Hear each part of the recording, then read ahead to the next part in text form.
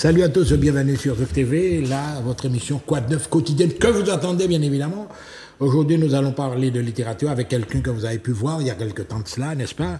Madame Taupin-Pélican, Rosemary Taupin-Pélican, qui nous propose également aujourd'hui un autre ouvrage avec une autre thématique. Madame Pélican, Rosemary, bonjour, belle bonjour, comme tu veux en créole, en français. Bonjour, belle bonjour, good morning, tout ça. Alors, comme on le constate, tu es prolifique, tu écris beaucoup. Tu attribues ça à quoi? Au Nitan, ou la retraite au Nitan, enfin bref, c'est une passion, c'est quoi? Ben, c'est que j'ai toujours une histoire dans la tête. Toujours. Ah bon? Toujours. Toujours. Nouvelle histoire de qualité, ouais. Si j'écrivais tout ce que j'ai dans la tête, je serais en permanence en train d'écrire. Tu as une bibliothèque, quoi, c'est Oui. pas vrai. Ouais. J'ai toujours quelque chose, une histoire, drôle ou pas, j'ai toujours quelque chose. Ouais. Sans compter que même mon quotidien, dans la vie de tous les jours, j'ai toujours des choses qui me font comprendre, ben, il faut écrire ça, il faut écrire sur ça, quoi. Donc, voilà. Ouais. Donc, un cerveau qui est actif, qui bouge, etc., qui est sollicité, des thématiques qu'elle en a faites sur cet ouvrage que vous remontez encore, Résistance, violence non droit, avec des problématiques actuelles. Et puis, elle nous revient aujourd'hui avec cette autre création, Parce que ceci est mon corps. Parce que ceci est mon corps, c'est un recueil de nouvelles, etc., dans lequel les femmes et les hommes disent l'importance de cette partie d'eux-mêmes qui doit demeurer inviolable. Autrement dit, Rosemary, pour toi, un corps, c'est sacré, comme moi, c'est ta main. Explication, voilà. Ben, le corps est inviolable, justement. Alors, pourquoi ceci est mon corps? Je pense qu'il y en a qui vont s'interroger parce que ça leur parle. Ceux qui sont dans la religion, oui. Voilà. Alors, parce que ceci est mon corps, c'est le titre que j'ai délibérément choisi pour cet ouvrage, me remémorant le « ceci est mon corps » de l'Église catholique, qui donne un caractère sacré, divin à la représentation du corps du Christ que l'on partage. Ici, mon dessein est de montrer que lorsque l'on parle de corps, du corps humain, il n'y a pas de partage. Et si tant que puisse être celui de l'autre, il appartient à cet autre en propre et n'a pas à être un objet à la merci de qui veut. Donc je m'attacherai à le démontrer avec ces femmes et ces hommes qui crient haut et fort que leur corps est un temple, leur temple. Oui. Ils sont libres d'en disposer, de faire les choix qui leur conviennent et non pas ceux qui seraient prescrits par un autre ou par la société. Voilà. Donc, mon corps m'appartient, j'ai le droit d'utiliser mon corps comme je veux, etc. Est-ce que, justement, ça n'a pas de limite, ça? Moi j'ai le droit d'utiliser mon corps comme je veux. Nous sommes dans une société maintenant, il y a des garde-fous quand même. Ouais. Forcément, il y a des garde-fous. On est en société. Et le seul fait d'être en société, cela suppose qu'on ne puisse pas faire n'importe quoi, il y a une loi. N'importe quoi de son corps. Ouais. C'est clair.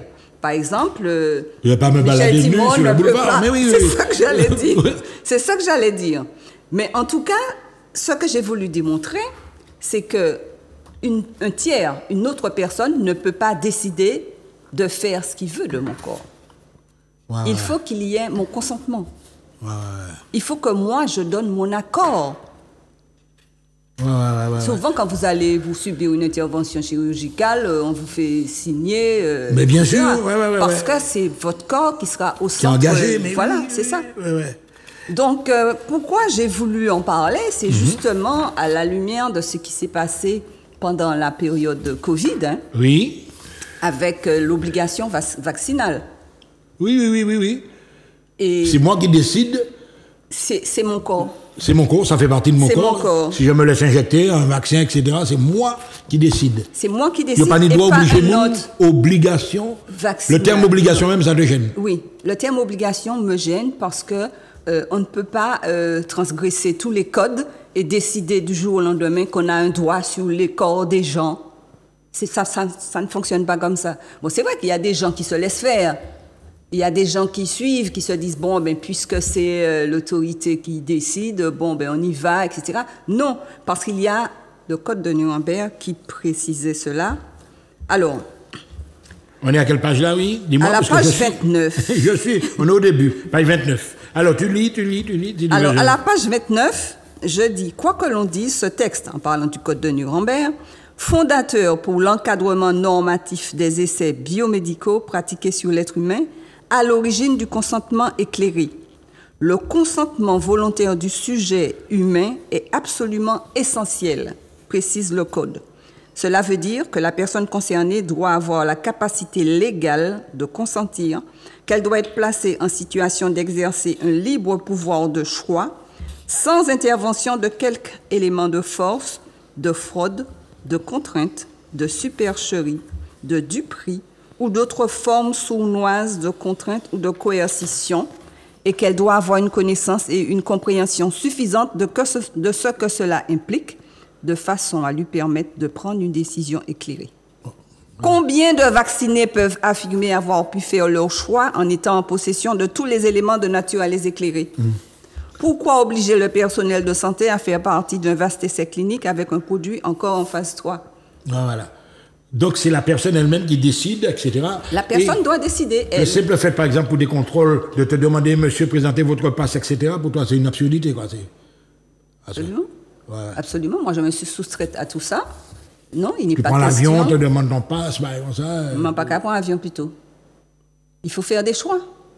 Ouais. Il faut faire des choix. Bon, moi, je ne critique pas ceux qui l'ont fait, ceux qui ont accepté. Chacun est libre. Et responsable, aussi, de son corps. Chacun est responsable de son corps, justement. Ouais. Chacun est responsable de son corps et peut, en conscience, encore faut-il que ce soit en conscience, décider, oui ou non, de faire ce qui est préconisé, de faire ce qu'on oblige, en fait, parce que c'était devenu une obligation. Contrainte, oui, une contrainte. Ouais. Voilà. Avec des degrés, premier vaccin, deuxième, alors quand il tourne, on va voir, voilà. Oui. Voilà.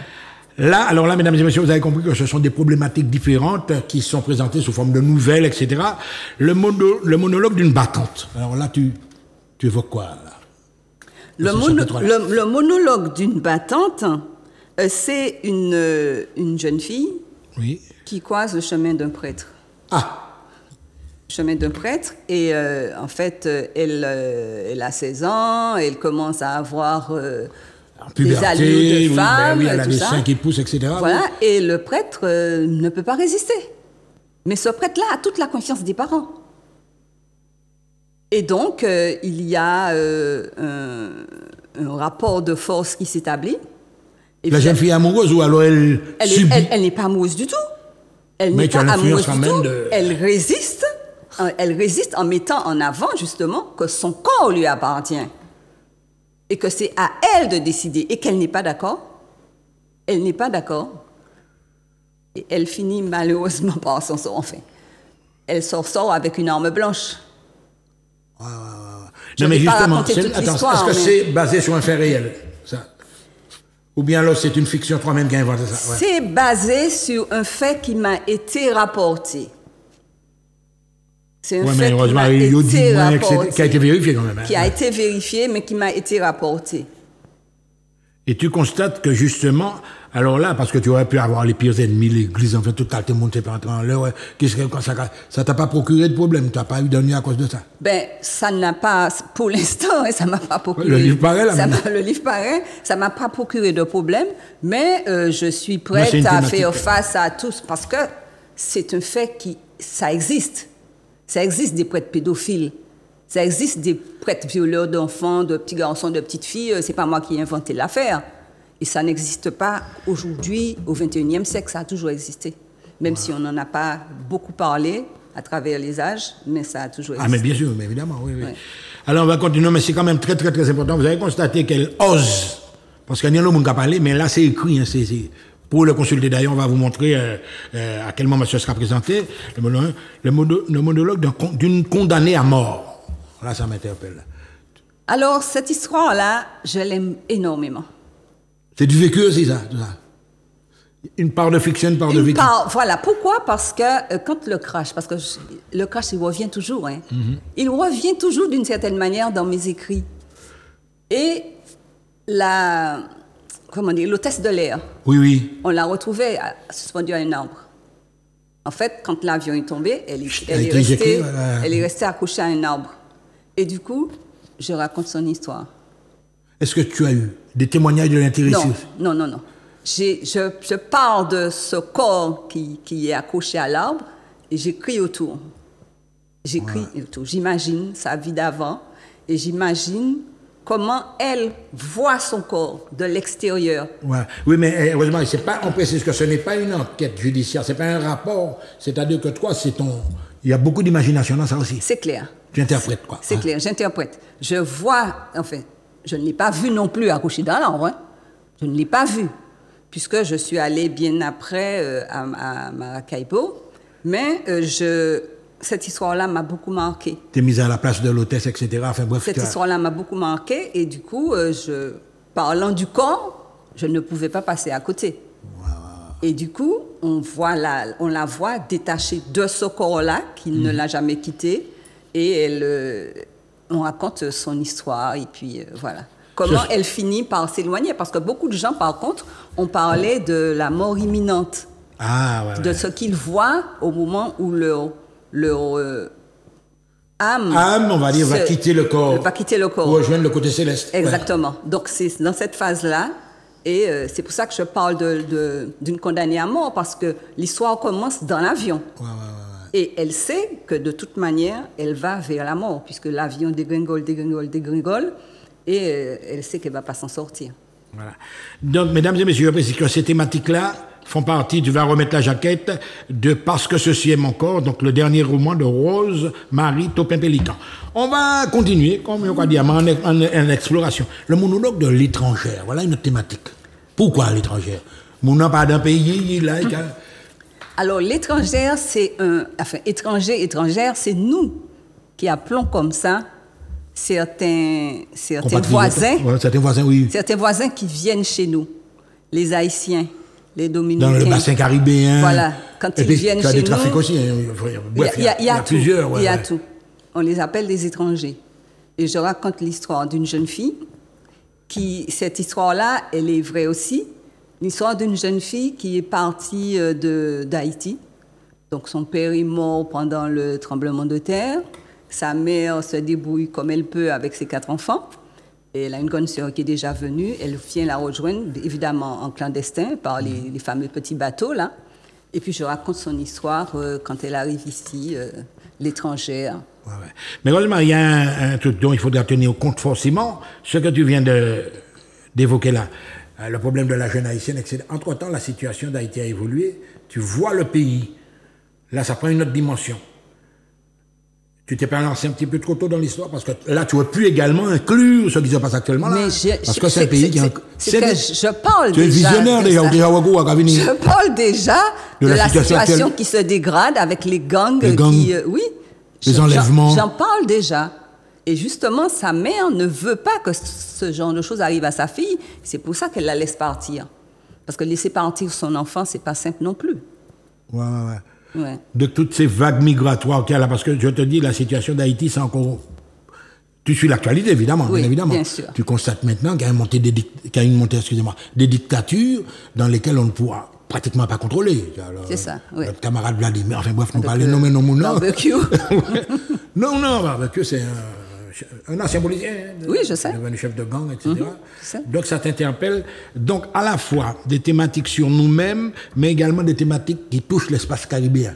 Oui. Ça t'intéresse. Même à Sainte-Lucie, Dominique, tout ça. Oui, tu as déjà pensé à tout ça? J'ai déjà pensé à tout ça, parce que je parle justement de cette jeune fille-là, mais je parle aussi de certaines autres jeunes filles qui ont voulu trouver quelque chose de meilleur que chez eux et qui sont finalement dans les rues comment ça s'appelle déjà, là, de ce quartier-là? Ozo, non, des Terres Saint-Ville qui sont dans les rues à se prostituer. Je parle aussi de ça.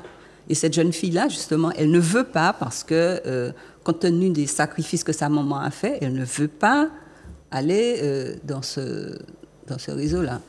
Alors, il y a un chapitre également qui m'intéresse forcément, quand on voit justement ce déploiement d'acrobatie, le monologue d'un jeune moutard, ils sont cabrés les motos, etc. Ça aussi, ça t'interpelle, parce que là, maintenant, c'est flagrant, hein. Oui, ça m'a interpellé. D'ailleurs, j'ai un petit neveu qui est adepte de ça. Là. Non, il est adepte, hein. Il est champion de ça, de ce truc-là, mais pas en Martinique. Donc il y a des espaces pour le faire. Il va pas Mais faire bien facilement une sûr, route. tu as des pistes, tu as des tout, tu as des C'est ça. bagages. Donc ici, les infrastructures qui sont là, vous c'est plus risqué, c'est beaucoup plus risqué ici. Et le plus souvent, ils n'ont même pas de, Ils sont pas comment équipés, ça, quoi, de ouais, casque. de Ils sont pas casque, équipés. ouais. Ils sont pas équipés. Alors justement, je fais parler un jeune qui s'est retrouvé en plein dans un accident. Alors qu'il il avait décidé de lâcher les gaz, quoi. Et du coup, il fait l'accident, il se retrouve au-dessus de son corps, encore le dédoublement, l'élévation, oui. le dédoublement, et puis... Ils se regardent pas. il se regarde, et il dit non, j'ai 20 ans, c'était le jour de ses 20 ans en plus. J'ai 20 ans, je ne peux pas mourir. Il arrive, il voit la grand-mère qui est morte depuis longtemps, tout ça, qui lui tend la main. Dans leur monde, quoi. Voilà, il veut pas.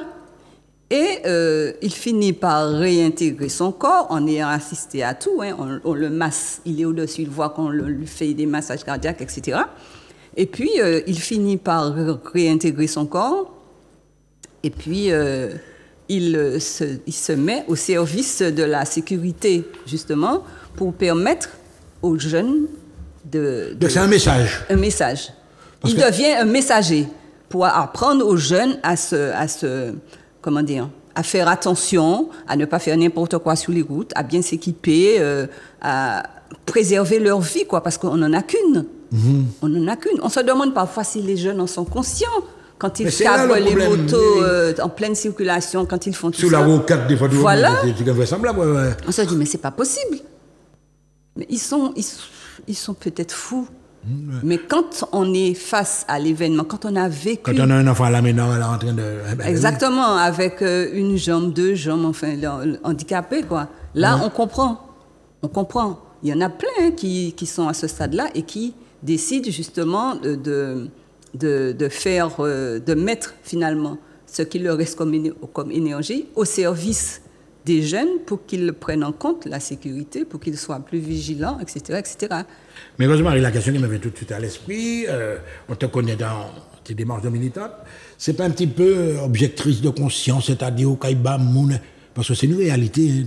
Enfin, je ne vais pas dire que ça va changer du jour au lendemain, mais il faut te dire que on vit un siècle qui peut-être nous réserve des surprises de jour en jour. Oui, c'est sûr. C'est un constat, hein, ouais.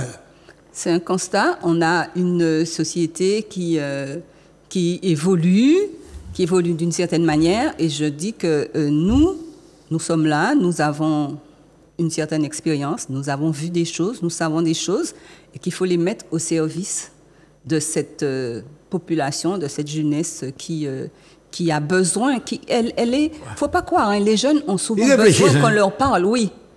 Ouais. On a tendance à dire que les jeunes sont des écervelés qui n'ont rien dans la tête, etc.